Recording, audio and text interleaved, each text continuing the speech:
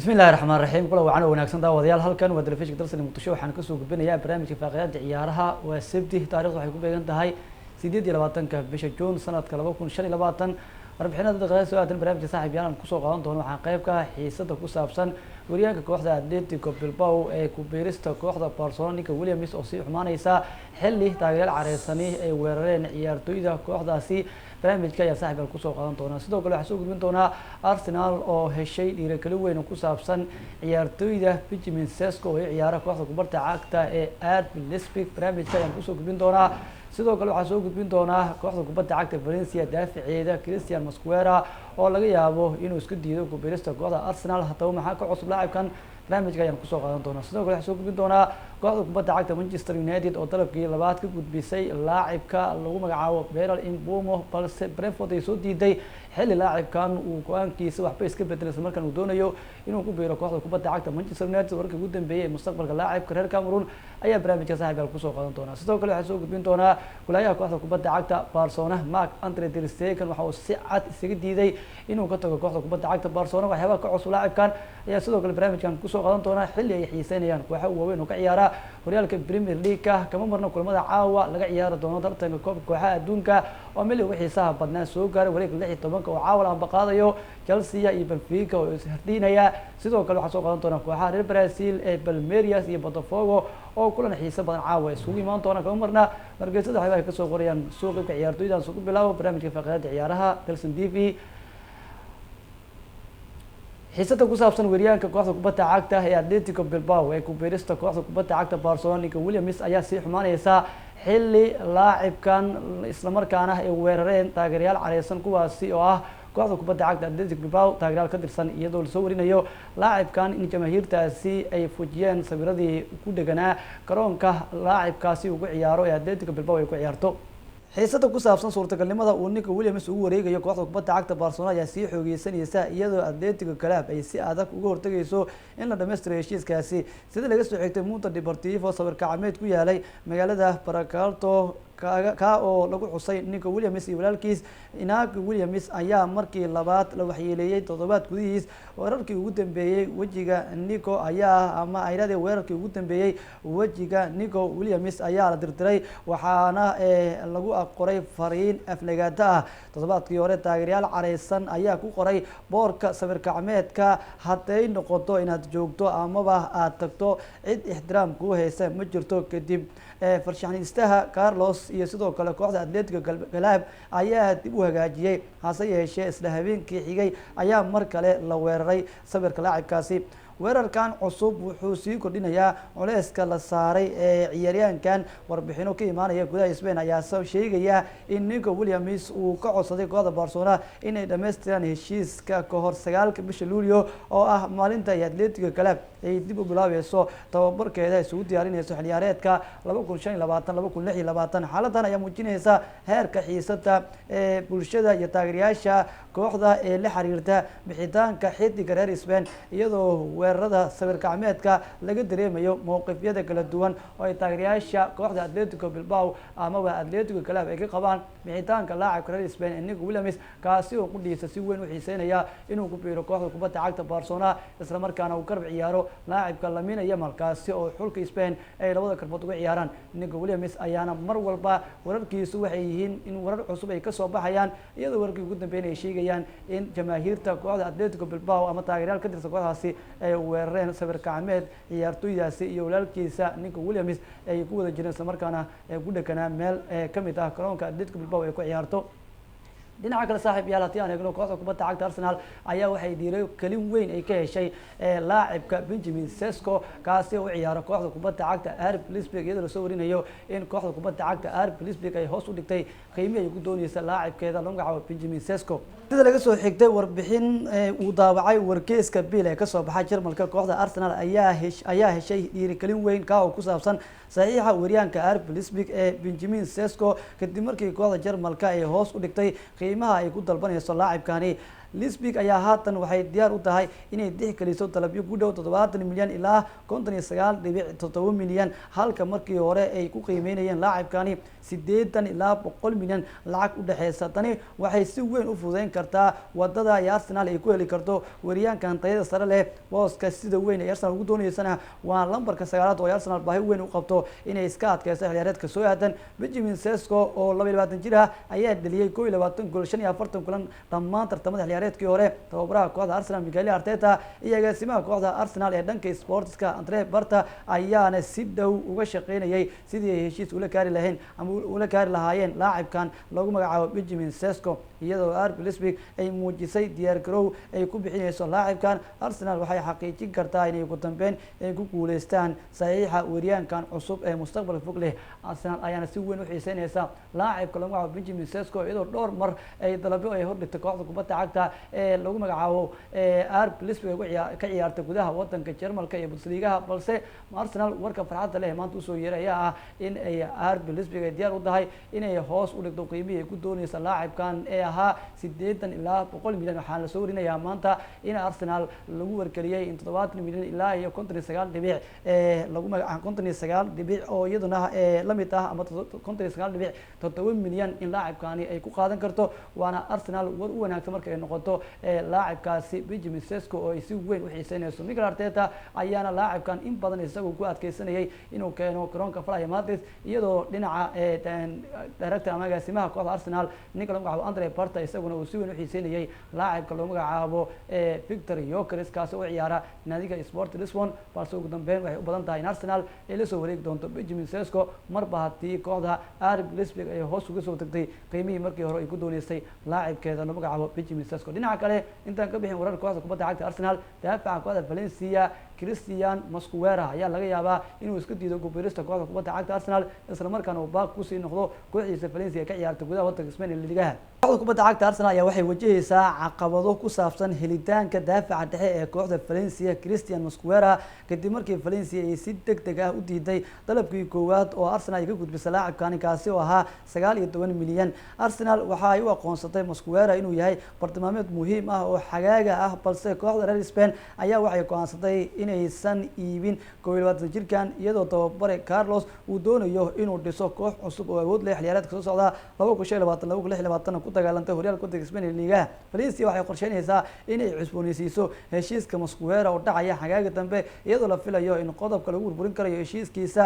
lagu kordhiyo ilaa 35 milyan amaba 29.9 milyan. wakiilada Mosquera ayaa doonaya in qodobka burburinta laga dhigo 25 milyan ilaa 21 milyan ama 21.3 milyan qiimo u dhaxeeya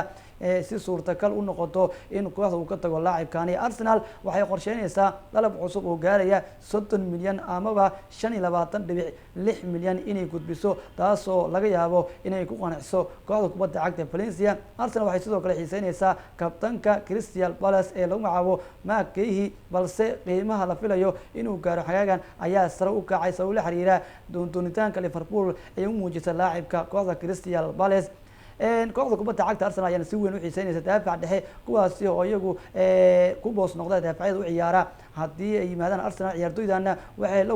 la kulmi karaan weerar ama inaad halkan isla markaana ay booskooda ay ku ilaashan karaan. cidii la keeno booska daafaca dhexe waxay la tartami doontaa William Saliba, Gabriel Magalhaes, Ben White iyo sidoo kale Jacob Quaivor kuwaasi oo haatan ah daafacyada dhexe ee kooxda kubadda cagta Arsenal. Arsenal ayaa xaqiijisay heshiisyada Martin Zubimendi oo ay ka keentay naadiga Real Sociedad iyo Kepa Arrizabalaga oo ah golaayihii kooxda kubadda cagta Chelsea. kooxda Mikel Arteta ayaana weli u baahan xoojinta weerarka iyo karbaha si ay ugu tartamaan koobabka xilciyaareedka cusub ee 2025-2026 la dhigayo. sidoo kale Arsenal waxay Brentford ka soo qaadatay laacibka lagu magacaabo Christian Norgard inkastoo weli laacibkan si rasmi ah aysan Arsenal u shaacinin, balse waxaa la soo warinayaa in 12 milyan ay laacibkan ay ka soo baxsatay. Arsenal ayaana ilaa haatan waxay sameysay Martin Zubimendi iyo Kepa oo ay ka soo kala qaateen kooxaha Chelsea iyo sidoo kale Real Sociedad. Norgard sidoo kale waxa uu yahay mid la dhameystiray heshiiskiisa, kaliya waxa uu dhiman Arsenal ay ku dhawaaqdo laacibiintani. dhanka kale saaxiibayaal haddii aan eegno kooxda kubadda cagta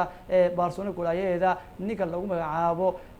Marc Andre ter Stegen ayaa waxa uu si cad u sheegay inuusan ka teganin kooxda kubadda cagta Barcelona xilciyaareedkan 2025-2026 isla markaana uu u dagaalamay booskiisa koowaad. sida laga soo xigtay wargeyska sport ee kasoo baxa gudaha wadanka Spain golayaha Barcelona Marc Andre ter Stegen ayaa si cad u sheegay inuusan ka degi doonin kooxda haddii aan la bixin dhammaan lacagta kaga maqan qandaraaskiisa. Barcelona ayaa rajeynaysay inay helaan xal kadib imaanshaha Juan Garcia iyo wadahadalada ay kula jiraan golahaye Joao Signi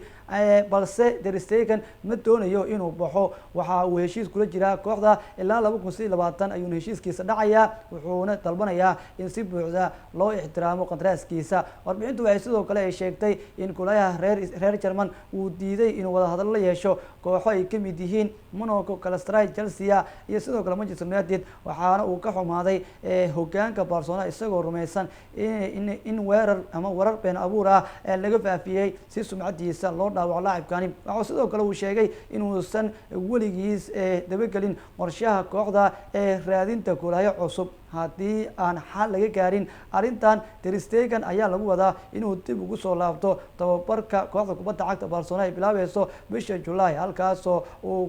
kula kulmi doono tababara Hansi Flick. Barcelona waxay diyaar u yihiin in ay ka wada hadlaan bixitaankiisa, laakiin ma doonayaan inay bixiyaan mushaarkiisa oo dhammaystiran, halka laacibka reer Germany Marc Andre ter Stegen isaguna uu doonayo haddii uu ka baxayo kooxda kubadda cagta Barcelona in dhammaan ay siiyaan mushaaraadka uu kooxda kubadda cagta ku leeyahay, isla markaana ay u dhamaystiraan heshiiskiisa dhacaya ilaa 2020 mushaaraadka kooxda kubadda cagta Barcelona uu ku leeyahay. Dhanka kale kooxda kubadda cagta Manchester United ayaa dalabkii labaad laga soo diiday oo ay ka gudbiso laacibka inuu kaasi u ciyaara naadiga Brentford, xilli laacibkan weli uu go'aankiisa uu ku adkeysanayo kaasi oo ah inuu ku biiro kooxda kubadda cagta Manchester United isla markaana uu ka ciyaaro garoonkeeda Old Trafford. kooxda kubadda cagta Manchester United ayaa laga soo diiday dalabkii labaad oo ay ka gudbisay laacibka inuu kaasi u ciyaara kooxda kubadda cagta Brentford, laakiin xidiga Brentford ayaa weli ay ka go'an tahay u dhaqaaqista garoonka Old Trafford ee Manchester United ku ciyaarto, iyaga oo hore ula soo wareegay Matthias Cunha oo Wolverhampton ay ka soo qaadeen. United ayaa inuu waxay ka dhigatay bartilmaameedkeeda ugu sareeya ee dhinaca weerarka xilciyaareedka soo socda 2025-2026. dalabka furitaanka oo ah 45 milyan iyo 10 milyan oo kunooyin ah ayaa Manchester hore looga soo diiday, halka dalabkii labaad uu ahaa 55 milyan iyo 7.5 milyan oo kunooyin ah mar kalena laga soo diiday dalabkaas labaad. Si kastaba noqotee wadahadaladu waa ay sii socdaan iyadoo kooxda kubadda cagta Manchester Unitedna la aaminsan yahay in laacibkan ay heli karto, maadaama laacibkan isagu qudhiisa uu doonayo inuu ku biiro kooxda Manchester United. xidiga inuu oo dhaliyay 20 gool oo Premier League ciyaareedkii hore ayaa sidoo kale waxa uu soo jiitay kooxaha Arsenal, Newcastle United iyo sidoo kale kooxda kubadda cagta Tottenham Hotspur. magacaabista Thomas Frank ee tababaraha cusub ee Tottenham ayaana halis gelinaysa baacsiga Man United. si kastaba noqotee xidiga Brentford ayaa isagu u sheegay Tottenham kaliya inuu doonayo inuu ku biiro kooxda kubadda cagta Manchester United, isla markaana uu ku ciyaaro garoonka Old Trafford ay ku ciyaarto kooxdaasi Manchester. balse dalabkii labaad ayaa United laga soo gudbiyay iyadoo la eegayo in dalab saddexaad ay ka gudbiso kooxda kubadda cagta ama Manchester ay ka gudbiso inuu isla markaana ay u gudbiso naadiga Brentford si ugu dambeyntii Brentford ay noqoto mid ku qanacda dalabka saddexaad oo Manchester ay ka soo gudbisay laacibkeeda. ugu dambeyntiina inuu uu ku soo biiri doono kooxda kubadda cagta Manchester. ugu dambeyntii saaxiibayaal haddii aan eegno caawa waxaa la ciyaari doona wareegga 16 tartanka koobka kooxaha adduunka oo meelihii wixii xiisaha badnaa soo gaaray ilaa 16 kooxood ayaana ugu dambeyntii iyagu waxay noqdeen kooxo iyagu soo gaaray wareegga 16 kooxaha waaweyn ee ka qayb galaya ayaana iyagu dhammaantood waxay noqdeen kuwa iyagu soo gaaray. caawa ayaana si rasmi ah loo ambaqaadayaa 2 kulan ayaana caawa laga ciyaari doonaa wareegga 16 tartanka koobka kooxaha adduunka. labadaasi kulan ayaana caawa waxay soo geli doonaan 2 waqti oo kala duwan. Chelsea ayaana caawa waxay la ciyaari doontaa naadiga Benfica, kulan qayb ka ah wareegga 16 tartanka koobka kooxaha adduunka. kooxaha Chelsea iyo Benfica ayaa iyagu caawa isku arkaya kulanka aadka u adag ee la wada sugayo. labadan kooxood ayaana kulankooda caawa wuxuu soo galayaa 5 saac oo inimo saacada Geeska Afrika. saddexdii kulan ee ugu dambeeyay oo ay kooxahan dhammaan isku arkeen tartamada Yurub. haddii aan eegno Chelsea ayaa saddexduba waxay ka adkaatay naadiga Benfica wax guuldaraha. Chelsea saddexdii kulan ay la ciyaartay Benfica tartamada Yurub ma aysan kala kulmin 2013 oo isku arkeen Europa League 2 gool Chelsea ku adkaatay Champions League oo ay 2012 isku arkeen 2 gool Chelsea ku adkaatay. mar kale Champions League oo ay 2012 isku arkeenna Chelsea ayaa gool waxba ka adkaatay. ayaa ka dhigan Chelsea in saddexdii kulan ugu dambeeyay ay ka adkaatay kooxda kubadda cagta ee Benfica, iyadoo Chelsea booska labaad groupkeeda kaga soo baxday, halka kooxda kubadda cagta Benfica booska koowaad ee groupkeeda kaga soo baxday kulanka ugu dambeeyayna gool iyo waxbaa kaga adkaatay kooxda kubadda cagta Bayer balse labadan kooxood caawa midkood ayay macsalimiin doonaa tartanka koobka kooxaha adduunka oo meelihii ugu xiisaha badnaa soo gaaray kulan kale ee caawa tartanka laga ciyaari doono waa derby Brazil kulanka ay ciyaarayaan Palmeiras iyo sidoo kale Botafogo ayaana kulankan caawa isaga hor imaan doona hal saacadoodnimo ayuu kulankan soo galayaa waa waqti hore oo caawa ayaa kulanka la daawan doonaa iyadoo labadan kooxoodna yihiin laba kooxood oo horyaalka Brazil ka ciyaara isla markaana si weyn halkaas ugu xilfaaltama labadan kooxood caawa kulankooda hal saacadoodnimo soo galayaa haddii aan eego afartii kulan ee ugu dambeeyay oo ay tartamada Brazil labadan kooxood isku arkeen waxaa afartaasi laba kamid adkaatay kooxda kubadda cagta Botafogo halka labada kale barbaro ay kaleen waxay taasi ka dhigan tahay in Botafogo afartii kulan ay la ciyaartay naadiga Palmeiras tartamada maxalliga ah ee gudaha Brazil in wax guuldaro ah aysan kala kulmin isla markaana caawa mar kale ay tahay kooxda ugu cadcad ay ka adkaan karta kooxda kubadda cagta Palmeiras kulankan ayaa caawa saaxiibayaal isaguna wuxuu soo galayaa hal saac oo inimo saacada geeska Afrika guud ahaan daawadayaal inta ayaan kusoo gogweynaya barnaamijka maqnaad ciyaaraha Dalsan TV barnaamijka midnimada saaxiibayaal inta ku kulmi doona nabadgelyo